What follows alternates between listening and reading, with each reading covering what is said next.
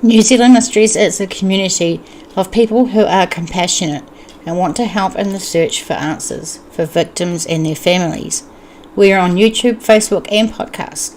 Thanks to those that like, subscribe, follow, share or donate, because New Zealand Mysteries only works with your help. Links for all these options will be in the description box below or in the show notes if you are on podcast. Let's get into our case today. So today we're looking into the disappearance of Michael Stewart from Whanganui. Now, if you are a returning subscriber, which I love you guys for keep coming back, you will know that in New Zealand it's really hard to find media coverage of cases that we're looking into because of the size of our country. You know, we've only got 5 million people.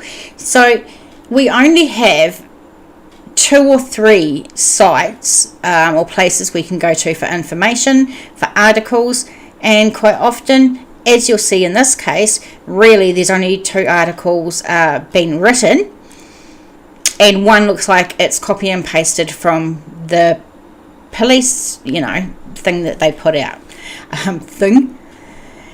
So yeah, it's really hard, but we do have a couple to look at, so let's get into it. And by the way, don't pick on me too much for that photo beside me of Michael. I know I'm not good at these things, but I'm trying my very best. So let's look at Google Maps just for a little minute. You will see New Zealand on screen. You will see the North Island and the South Island and Little Stewart Island down here. Very adventurous we were in the naming of our islands.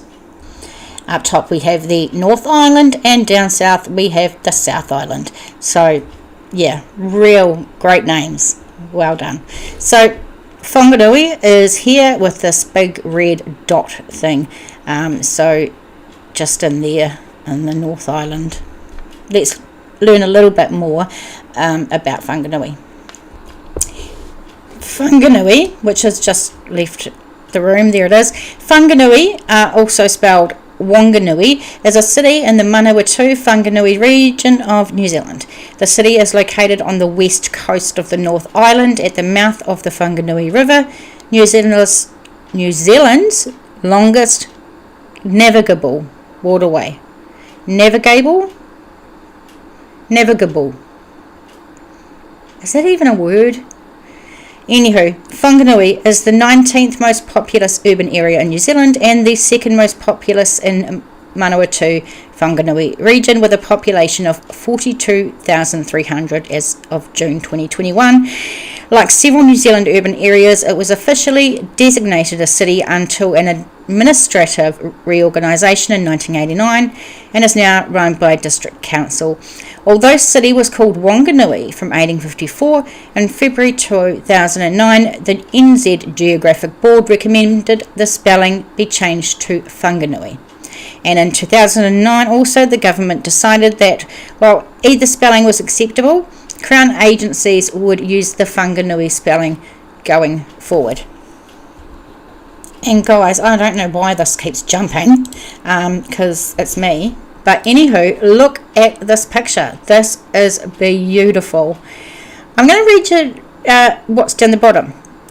From atop the Jury Hill War Memorial Tower, a view early morning of the Whanganui River to the northwest and Dublin Street Bridge. Now, listen to this last, what is it? It's a sentence. Listen to the last sentence and remember it, because we're going to need it. City Bridge is just to the left and out of shot. So I'm betting it's like down there. The CBD and Memorial Gardens just over the river. So there's reasons I want you to remember about that City Bridge when we look at some things later on. Let's go to police.govt.nz, and this is a release. Whanganui police are seeking the public's help to find 27-year-old Michael Stewart, who has been missing since Monday. Remember, this is 2017, so not Monday, today or tomorrow. Police are also seeking any sightings of his distinctive car. Family members reported Mr. Stewart missing on the afternoon of Monday 27th February 2017 after he hadn't been seen at his Whanganui home all day. Okay, I don't call that a distinctive car. However, if you're on podcast, it is a later model white station wagon car. Mr. Stewart travels in a white Toyota Caldina similar to the one pictured with registration number EDD7. Now, this is distinctive, EDD7. The car's not distinctive. Michael is described as approximately 5'9" with a medium build and facial hair, and photos of him are attached. Please ask anyone who may be able to assist us with locating Mr. Stewart to contact their local police station. We'll go over numbers you can call later. Now, you'll come to see how cool the New Zealand police is. This is the second photo that they've got on file, and I'm just saying that, am I going to be up that close to the guy to recognise him as Michael Stewart from this photo? No, I don't think so. But check this one out. This is how good the New Zealand police are. Obviously, this has been in their system for 3, 4, 5 years, because from 2017 they would have had these pictures and they chopped this guy's head off. New Zealand police have some respect and some decency. How can people help when you don't give them the basic tools to do so? I'm really, really peeved about this, as you might be able to tell, but we digress and we move on. So let's take a look at one of our first articles from nzherald.co.nz via the Whanganui Chronicle. This was 2nd of March 2017, and here obviously we have the proper photo. Whanganui police are seeking the public's help to find 27-year-old Michael Stewart, who has been missing since Monday. Police are also seeking sightings of his car, a white Toyota Caldina similar to the one pictured with registration number EDD7. Does this sound familiar? What we're talking about? Like, could it better not be copy and pasted from the police page. That would be wrong on so many levels. Let's see. Family members reported Mr. Stewart missing on the afternoon of Monday, February 27th, after he hadn't been seen at his Whanganui home all day. He has still not returned home, and police, family and friends are seriously concerned for his well-being. Again, he is described as approximately 1.75 metres tall with a medium build and facial hair. Come on. Surely they didn't have to just copy and paste it from the police website. I mean, that's just lazy as shit. But I'll say no more, because we have got one more article to look at, and it is by NZ Herald as well, but it does give us some more information. Quickly, before we get on to the next article, if you have any info about the cases I cover, go to the police website, call 105 or 0800 555 111, which is for Crimestoppers Anonymous. You can send emails to me, nzmissing@gmail.com, for case suggestions. We're on Facebook, we're on New Zealand Missing website and WordPress there. If you can support the channel to get better equipment and continue the fight for victims and their families, you can buy me a coffee. Go to buymeacoffee.com/NZ Mysteries, or there will be PayPal links and other ways in the description box or show notes for you to go ahead with. And let's quickly say thank you to these folks, because without these folks I wouldn't have a computer, and I wouldn't be here doing what I do. So thank you so much to Matt Pritchard, Cherie Riley, Sylvia Oliver, Bianca Jade, Lily Penward and Andrea McMillan. Thank you for your donations. They are so appreciated. And to Greg for giving me, selling me an old laptop that's been refurbished. Now it's a newish laptop, but it's still old, but it's great, so thank you so much. I hope I haven't forgot anyone. Please tell me if I have, and if you donate, please message me and tell me what name you would like to be displayed on the next video. let's move on. Let's take a look at the nzherald.co.nz again. This is by Emma Russell, 4th of March 2018. Family tell of anguish over Whanganui man missing for a year. Obviously this is his family. We've got family holding on to hope, and this is his uncle Michael Davey, sister Megan, mum Marie, and his brother Nick, and Megan's boyfriend Justin. Very, very sad for the family, and I want to reach out and say to you guys, I don't mean any disrespect doing this, and I send all our prayers to you and your family. I hope that one day you'll find out what happened to your loved one. Right, it's been 1 year since Whanganui man Michael Stewart went missing, and still police have no leads. On Thursday, the family spoke to the Chronicle about the heartache of Michael's disappearance and their desperate search for answers. On the morning of Monday, February 27th, last year, the 27-year-old left his home in Whanganui, driving a white four-wheel drive Toyota Caldina station wagon. CCTV cameras spotted Mr. Stewart's vehicle crossing the city bridge, and then another camera picked him up near Kiwibank Road, heading north towards the Powder Road on SH4, which is that Highway 4. That's going to make fuck all sense to you. So let's go over here. Right. So you remember what I said in that picture of Whanganui, that remember that it said, we were looking at it sort of from this angle here, and I said to listen out about the city bridge, because when I first looked at this, didn't know really this a lot. I think this is the city bridge down here. There is another bridge. I don't believe it's this bridge here. I do believe it's this one. I don't know why Google Maps has gone this route, but it's believed that he come down here, over here, and he went up on State Highway 4 and up this way. See, Kiwibank Road is here, as what they mentioned, and then they mentioned going, they could go up State Highway 4, which is this way, although the uncle got told that he could have gone up this way as well. If you see, they said that he never made it to Raitahi. God, my map is a mess. Okay, so they said that he never went through Raitihi, I should say, Raitihi. I need some glasses, because there was no CCTV of him going further than that. Let's take a look. Look at the terrain out here. I mean, if you went missing out here, you'd be buggered, wouldn't you? It's just bush, really. I mean,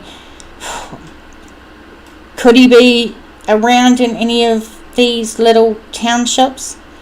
I mean, sadly, I think it's more than likely, if a person goes missing with a car, not in all cases, but either you'd look for a water source, or they've fallen off somewhere with the car. I mean, that would be my thinking. Hopefully, we'll all hope he's gone to another world, another country, and he has a new life and everything is good. But so Kiwibank Road runs up here. He could have gone this way, State Highway 4, towards Raitihi, but he didn't make it through there. Anyway, we know that much. So carrying on with this article, none of the cameras spotted him driving through Raitihi, which means he couldn't have travelled further north than that. All the rural side roads, including Fields Track, were searched to the bone, and nothing, not one trace, no leads, and no signs. Could we have a look what Fields Track is? Field Track. Field. Is that it? Fields Track. Oh, there you go. So this is what they were talking about with Fields Track. Obviously some somewhere you can take the car and maybe do some trekking or hiking or something like that. I've never been to this part of New Zealand. It looks damn beautiful, and I just have never been, so would love to go. Now, his bank cards have not been accessed, and his phone was last active in Upokangaru, just before hitting the Parapara Road and the turn off to the Whanganui River Road. So one more look back here. If we look down here, this is Upakangaro, I imagine. My Māori pronunciation is shit. Actually, I'm having trouble pronouncing English words tonight, so there's not that much hope for me. Michael had been living with his two younger brothers and mum Marie while completing a truck driving course in Palmerston North. Marie described her son as a bubbly character who would have done anything for anyone. She said his life was pretty good. He seemed happy. I had been laughing with him the night before. I have no idea what happened or where he was going. We thought he had course that day. The last person to see Michael was his brother Nick. Nick said it was about 3 a.m. that morning. I was getting ready to go to work and he was heading to course that day. We just passed each other in the hallway and said, hey. And you can imagine two brothers just like ships in the night, but not really in the night, but like passing each other and just like going, hey, yeah, I don't really want to be up this morning, but I have to be, and yeah, that'll do. Mr. Davies said for the first 3 days he was out there searching with his family and two policemen. Every broken gate, tyre mark, anything that looked suspicious we checked out. Then I walked the whole length of the Parapara Road twice. I found 3 other wrecked cars, but none of them were Michael's. We hired 2 helicopters. We've had a drone up there, and I still drive every road I can think of searching. Mr. Davies said he doubted his nephew was still alive, but not knowing was tearing the family up. And we know that not knowing tears families up, and this is why we have a community like this one, because we don't know what it's like, but we can imagine how horrific it must be, and that's why we want to help. Nearly every day my mum, Michael's grandma, calls me up telling me about something that reminded her of Michael. He was like a second son to her. He said he did not think the police had been treated, or the family I should say, have been treated fairly by police. Have we heard that before somewhere, this police thing? Police dropping the ball, not being overly helpful? It feels like we've been there before. Yes, New Zealand police. He said there have been 2 policemen, one named Tomo and the other Calvin, who have been great, but they even spend weekends searching on their own time. That's pretty cool. I think it makes a difference with like rural cops that live in the local community, I guess. But apart from them, police have basically told us their hands are tied. Michael's sister Megan said if anyone knew anything to please let them know. It's been a whole year, but with no answers, none of us have been able to grieve. We just want some answers. We just want to find him and know what happened. I don't know, guys, another case where someone just vanishes off the face of the earth. Another questionable experience from the New Zealand police. Yeah, but at least we got to make a story out of only a couple of articles, which is basically all we've got to work with. If you have any suggestions for cases, please nzmissing@gmail.com. I really want to help as much as I can. Otherwise, please share, like, subscribe, follow, all that stuff. Really love you guys, and I'll see you next time. Be kind to yourself and be kind to everyone else. Okay, guys, see ya.